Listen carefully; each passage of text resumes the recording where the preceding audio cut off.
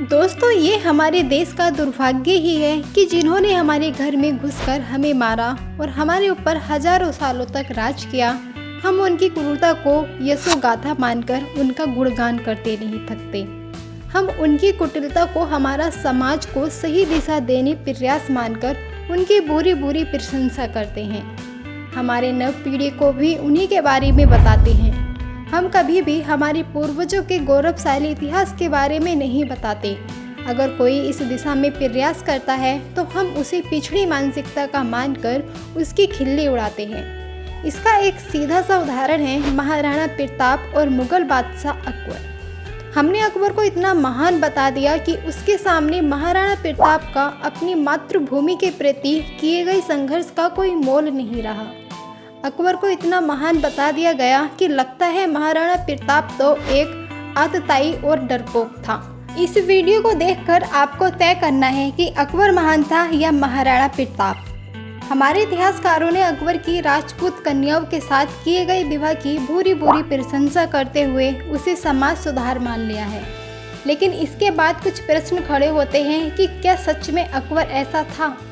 इतिहास में हमें जानकारी मिलती है कि अकबर ने राजपूत कन्याओं से विवाह किया था और हमारे सबसे शक्तिशाली योद्धा राजपूतों के साथ संबंध स्थापित करके एक सौहार्द का वातावरण स्थापित किया था। इतिहास ही हमें बताता है कि अकबर ने 38 राजपूत कन्याओं से विवाह किया था। यद्यपि ये अलग बात है कि उनके हरम में 5000 ललनाएं रहती थीं। उसके हरम की कन्याओं की संख्या के बारे में जानकारी हुई हमें अबुल फजल के अकबर नामे से ही मिलती है, जिनमें से अधिकतर तो सिर्फ हिंदू बालिकाएं थीं, जिन्हें जबरदस्ती एम्परे हरम में रखा गया था।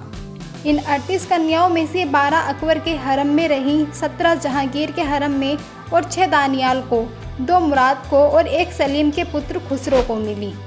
चलो मान लिया कि अकबर ने ऐसा करके एक अच्छा काम किया और भेदभाव को मिटाया, लेकिन क्या कोई मुझे इतिहास से जानकारी दे सकता है कि अकबर ने कितनी मुस्लिम कन्याओं कर विवाह हिंदुओं के साथ जोड़ा?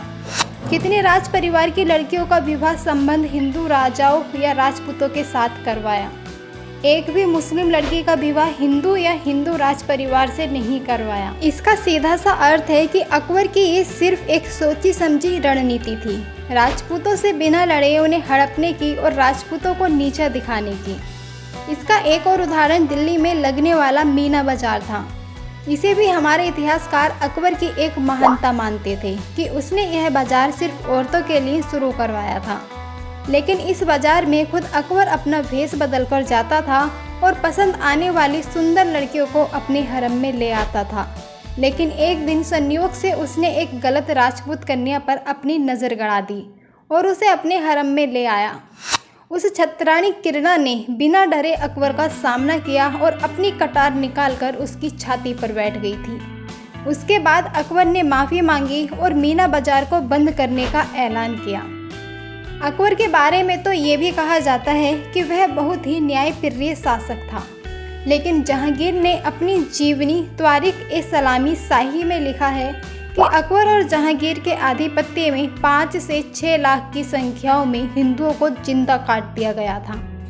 वहीं अकबर कर दरबारी अबुल फजल ने अकबरनामा में लिखा है कि जब अकबर ने चित्तौड़ पर आक्रमण किया था तब दुर्ग में राजपूत योद्धाओं के अलावा 40,000 की संख्या में ग्रामीण भी मौजूद थे, जो सिर्फ युद्ध देखने आए थे और किसी दूसरे काम के लिए एकत्रित हुए थे। अकबर की जीत कर बाद सुबह से लेकर दोपहर तक सभी ग्रामीणों को मौत के घाट उतार दिया गया। अकबर को एक क्रूरतम शासक साबित करने के लिए कर्नल जेम्स टोड के ये शब्द ही काफ़ी हैं। चित्तौड़ में शहंशाह की गतिविधियां सर्वाधिक निर्मम और निपट अत्याचारों से भरी पड़ी हैं। जिस व्यक्ति ने युद्ध देखने आए हुए लोगों तक को नहीं छोड़ा, वह कैसे महान हो सकता है? कैसे वह एक न्यायप्रिय शासक हो सकता है?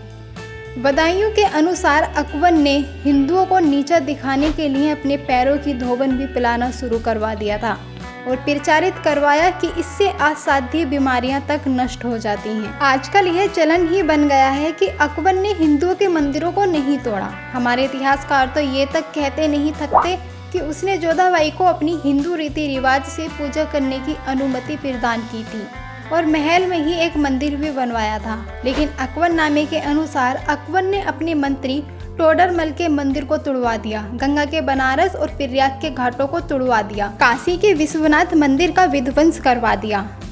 बदायूनी के अनुसार तो अकबर के शासन में अनेकों ऐसे अकाल पड़े थे जब मानव ने मानव को खाकर अपनी भूख शांत की थी, लेकिन अकबर तो सिर्फ हिंदुओं को मुसलमान बनाने में लगा रहा और जिन्होंने इस्लाम धर्म कबूल नहीं किया उन्हें निर्ममता के साथ मौत के घाट उतार दिया। अब आपको यह तय करना है कि अकबर महान था या महाराणा प्रताप महान थे। प्रजा के लिए जीने वाला शासक अकबर था या महाराणा प्रताप। अकबर की नीतियाँ कुटिलतापूर्ण थी या समाज सुधारक। अकबर महान था या भारत के इतिहास का क्रूरतम शासक। कमेंट में जरूर बताना और ऐसे ही ऐतिहासिक वीडियोस देखने के लिए हमारे चैनल को सब्सक्राइब करके बेल आइकन बटन दबा दें ताकि आने वाली वीडियो सबसे पहले आप तक पहुंच जाए। धन्यवाद।